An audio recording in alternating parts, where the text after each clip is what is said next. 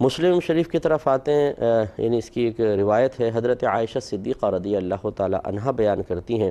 کہ میں نے رسول اللہ صلی اللہ علیہ وسلم کو فرماتے ہوئے سنا کہ کھانے کی موجودگی میں نماز نہیں، لا صلاۃ بحضرتی طعام، کسی کھانے کے حاضر ہونے کے وقت میں نماز نہیں، اور نہ اس وقت جب اخبثین کی شدید حاجت ہو۔ اخبثین کہتے ہیں پیشاب وغیرہ کی حاجت، قضاء حاجت پیشاب، یہ جب اس کا شدت اور غلبہ ہو اس وقت سرکار فرماتے ہیں کوئی نماز نہیں۔ اس کا مطلب یہ ہے کہ اگر کھانا موجود ہو اور دل بھی اس کی طرف بہت زیادہ مائل ہو اور نماز کے وقت میں ابھی گنجائش بھی ہے تو پھر حکم شرع یہ ہے کہ پہلے کھانا کھائیں، اس کے بعد نماز پڑھیں۔ اس کی وجہ یہ ہے کہ ورنہ بعض لوگ جیسے چلو یار پہلے نماز سے فارغ ہو جائیں پھر بیٹھ کے آرام سے کھائیں گے، ان کا ذہن ایسا ہوتا ہے، کیونکہ ہم کھاتے بھی پھر جب اچھی اچھی چیزیں ہوتی ہیں نا تو پھر ہم چاہتے ہیں خوب ذرا نفس خوش ہو، ایک ایک لقمے سے خوش ہو، کمبینیشن ملائیں گے جس میں کیچپ میں تھوڑا سا چٹنی ہونی چاہیے، تھوڑا سا یہ، پھر منہ میں ڈال کے نفس سے پوچھتے ہیں ہاں بھی مزہ آ رہا ہے، وہ کہتا ہے استاد بہت مزہ آ رہا ہے، لگے رہو شاباش، فلاں چیز بھی ملاؤ ذرا اور مزہ آئے گا۔ اب اگر پہلے کھانا کھانا اور پھر نماز تو پھر وہ اتنا نفس کو مزہ نہیں آتا کہ ابے یار یہ نماز کی طرف بار بار دھیان جائے گا، اس لیے پہلے نماز پڑھ لے، فارغ ہو جا، پھر یکسوئی سے کھانا کھائیں گے۔ اب دیکھیں مزاج شرع دیکھیں اور ہماری نفس کی چلاکیاں دیکھیں۔ نفس یہ کہہ رہا ہے پہلے نماز سے فارغ ہو جا تاکہ ایک ذمہ داری ہٹ جائے، اب سکون سے کھانا کھائیں گے، اور شریعت یہ کہتی ہے کہ پہلے آپ کھانا کھا لیں پھر سکون سے نماز پڑھیں گے۔ اب ہمیں اس میں فیصلہ کرنا ہے کہ ہم کون ہیں، اللہ اور اس کے رسول کی رضا کے مطابق چلنے والے ہیں یا اپنے نفس کو سکون فراہم کرنے والے ہیں۔ تو اکثر ایسے ہی ہوتا ہے کہ ہم کہتے ہیں کہ یار پہلے نماز سے فارغ ہو جائیں اور ایک طرف سے ذہن فارغ ہوگا نا پھر کھانا کھائیں۔ تو بہرحال یہ کوئی ہمیشہ بری چیز بھی نہیں ہے، جیسے ابھی میں نے آپ کو عرض کیا، اگر بھوک زیادہ نہیں لگ رہی ہے اور نماز کا ٹائم بھی آ گیا تو آپ نے کہا اچھا چلے میں نماز ادا کر لیتا ہوں پھر کھانا کھا لوں گا، یہ جیسے بہنیں ہوتی ہیں۔ ہاں اگر ایسا ہے کہ نماز کا وقت بہت تنگ ہے تو پھر تو واجب ہے کہ پہلے نماز پڑھیں اس کے بعد کھانا کھائیں۔ اور ایک لیکن جو صورت یہاں ذکر کی گئی، اگر بہت زیادہ اشتہا ہے، شدید بھوک لگ رہی ہے اور دل چاہ رہا ہے کہ میں کھانا کھاؤں، اور بعض اوقات کھانا گرم رکھا ہوتا ہے، ٹھنڈا کھانا بعض لوگوں کو عادت نہیں ہوتی، میری خود بھی عادت ہے کہ میں تھوڑا سا گرم سے مراد وہ نہیں کہ جو منہ جلائے، لیکن اتنا کہ تھوڑا بہت اس میں گرمی موجود ہو تو وہ طبیعت کو پسند آتا ہے۔ تو پھر وہ اگر ایسا ہے وہ سوچتا ہے اگر میں نماز پڑھوں گا ٹھنڈا ہو جائے گا پھر کھاؤں گا تو مسئلہ، تو پھر وہ پہلے کھانا کھا لے پھر نماز۔ اسی طرح اگر اس کا ذہن یہ کہتا ہے کہ اگر میں کھانا چھوڑ دوں گا تو بار بار توجہ میری کھانے کی طرف جائے گی اور نماز میں خشوع و خضوع نہیں رہے گا، تو اس کو پہلے پھر کھانا کھانا چاہیے جیسے یہ۔ اب جیسے مثال کے طور پر آپ ایک شادی ہال میں بیٹھے ہوئے ہیں اور کھانا کھلنے والا ہے بالکل، اور آپ سوچتے ہیں یار عشاء پڑھ لوں یا پہلے کھانا کھا لوں، تو اب ہوتا یہ جب کھانا کھلتا ہے تو ہمارے یہاں آپ کو پتہ ہے کہ اس طرح کھانے پہ ٹوٹ پڑتے ہیں جیسے دشمن کی فوج سامنے صفے بنا کے کھڑی ہوئی ہے۔ پڑھے لکھے لوگوں کو دیکھا ہے میں نے کہ وہ ایک دوسرے کے اوپر سے ہاتھ ڈال کے اٹھا کے ڈال رہے ہوتے ہیں، اور پھر وہ کھڑے ہو کے تیز تیز اس کو پیٹ میں اتارتے ہیں، صرف 2 لقمے لیتے ہیں، یعنی 2 دفعہ چباتے ہیں اس کو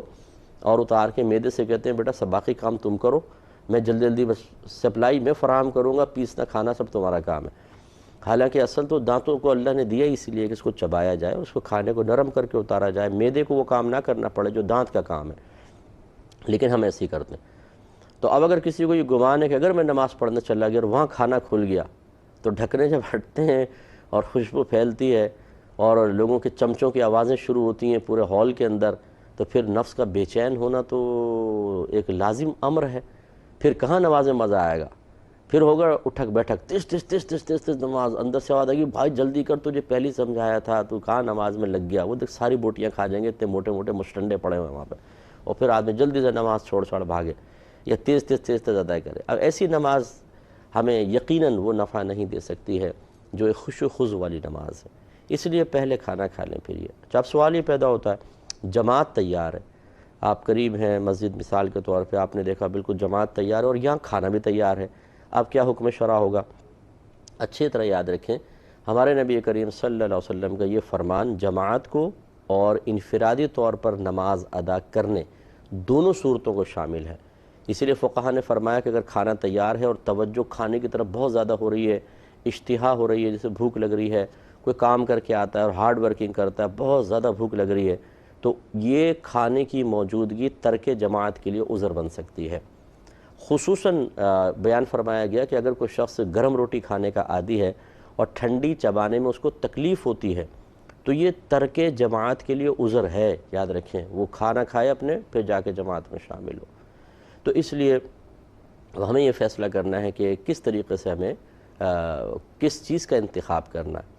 ایک اور مثال دیکھیں کہ بعض ہماری بہنیں ایسی ہوتی ہیں کہ جو بہت سخت دن بھر میں کام کرتی رہتی ہیں،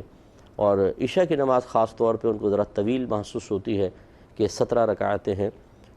میں یہ کوئی خدا نخواستہ سستی کی ترغیب نہیں دے رہا ہوں، لیکن اپنی بہنوں کو صرف میں سمجھا رہا ہوں کہ بعض بہنیں ہماری اس طرح سوال کرتی ہیں کہ مفتی صاحب سارا دن تھک جاتے ہیں اور پھر 17 رکعتیں سستی آ جاتی ہے نماز میں۔ ان کے لیے میری گزارش ہے، کبھی اگر ایسا ہو، ہمیشہ نہیں کیجیے گا، کبھی اگر ایسا ہو کہ سستی آ رہی ہے تو عشاء سے پہلے کی 4 سنتیں چھوڑ دیں، اور آگے کے جو 4 نفل ہیں، 4 سنت، 4 فرض، 2 سنت، 2 نفل، 3 وتر، 2 نفل پڑھتے ہیں نا، یہ جو آخر کے 4 نفل یہ بھی چھوڑ دیں، تو 8 رکعت تو آپ کی ہٹ گئی، باقی 9 رکعتیں رہ گئیں، وہ آپ ادا کر لیں۔ 4 اس میں فرض ہیں، 3 وتر ہیں، اور 2 بیچ کی سنت ہیں، کیونکہ وہ سنت مؤکدہ ہیں، تو یہ آپ کو نماز تھوڑی کم محسوس ہوگی۔ اور ان جو سنت غیر مؤکدہ اور نوافل کو آپ نے ترک کیا، اس میں کوئی گناہ نہیں ہے، لیکن پہلے میں نے وضاحت کر دی، وہی کرے کہ جس کو جو تھکا ہوا ہے بہت زیادہ، اور اگر یہ رعایت اس کو نہ ملے تو نفس فرائض کی ادائیگی میں بھی سستی کا شکار نظر آتا ہے، تو اس کو ترغیب دینے کے لیے کہ چلو ہم یہ چھوڑ دیتے ہیں، اتنی تو پڑھ لیں، تو نفس خوش دلی کے ساتھ مائل ہو جاتا ہے۔ تو اب یہ ہوتا یہ ہے کہ ہماری بہنیں تھکی ہاری ہوتی ہیں، تو وہ کہتی ہیں کہ چلو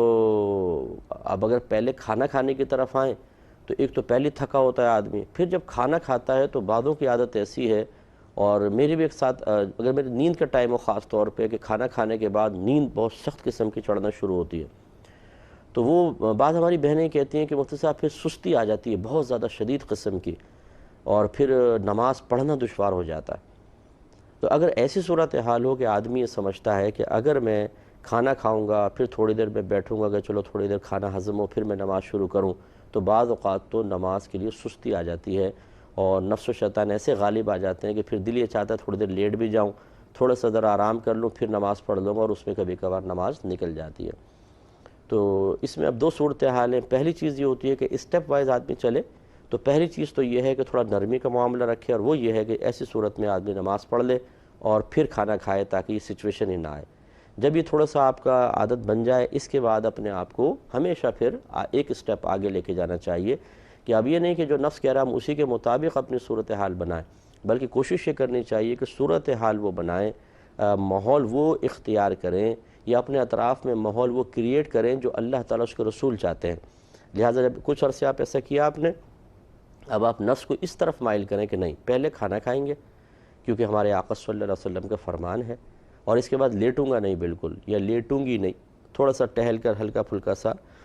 جیسے کھانا کھانے کے بعد تھوڑی دیر آپ بیٹھیں، پھر علماء نے فرمایا کہ کچھ تھوڑی دیر چہل قدمی کر لیں اگر آپ کو بوجھ محسوس ہو رہا ہے کھانا کھانے سے، اور پھر تازہ وضو کر کے اپنے آرام سے نماز پڑھیں۔ تو خلاصہ کلام یہ ہے کہ اب ہر ایک اس کے بارے میں فیصلہ کر سکتا ہے کہ اسے کس ترتیب سے چلنا چاہیے، تاکہ اس کا معاملہ کھانے کا اور نماز کی خشوع و خضوع کا، یہ دونوں اپنی جگہ قائم رہیں۔ اور دوسرا سرکار نے ارشاد فرمایا، نہ اس وقت کوئی نماز پڑھے کہ جب پیشاب وغیرہ کی شدید حاجت ہو۔ اس میں بھی بعض اوقات ایسا ہوتا ہے کہ تھوڑا بہت پیشاب آ رہا ہوتا ہے، آدمی کو احساس ہو رہا ہوتا ہے، کیونکہ ہمارے دماغ میں گھنٹی بجتی ہے، ہمارا دماغ ہمیں ہر چیز کی اطلاع دے رہا ہوتا ہے، اس کا پورے جسم سے کنیکشن ہوتا ہے، رابطہ ہوتا ہے کہ بھئی اب پیشاب کی شدت ایک ہلکی سی سٹیج پر ہے، اور کچھ دیر بعد یہ بڑھے گی، وہ ہمیں خود اپنی طبعی کیفیات کا پتہ ہوتا ہے۔ اب آدمی کا وضو ہے اور پیشاب ہلکا ہلکا آ رہا ہے، اور اس کو امید ہے کہ اگر میں نماز شروع کروں گا اس میں تیزی آ جائے گی، جیسے 2-3 گلاس پانی پی لیا، اب وہ پیشاب کے ہلکی کی حاجت شروع ہوئی، اگر 5-7 منٹ اور نکل جائیں اس حاجت میں شدت آ جائے گی۔ تو اب شریعت یہ نہیں چاہتی کہ انسان اللہ تبارک و تعالیٰ کی بارگاہ میں کھڑا ہو، کہ لوگوں کی نگاہ تو ہمارے ظاہر پر ہے لیکن اللہ تبارک و تعالیٰ سے ہمارا باطن بھی پوشیدہ نہیں، ہمارے جذبات، ہمارے احساسات، ہماری فیلنگ، ہمارے ذہن میں آنے والے خیالات، ہماری طبیعتوں کا بدلاؤ، ہمارا رب ان کا خالق بھی ہے، مالک بھی ہے اور ان کا عالم بھی ہے۔ اللہ تعالیٰ ہر چیز کو جانتا ہے۔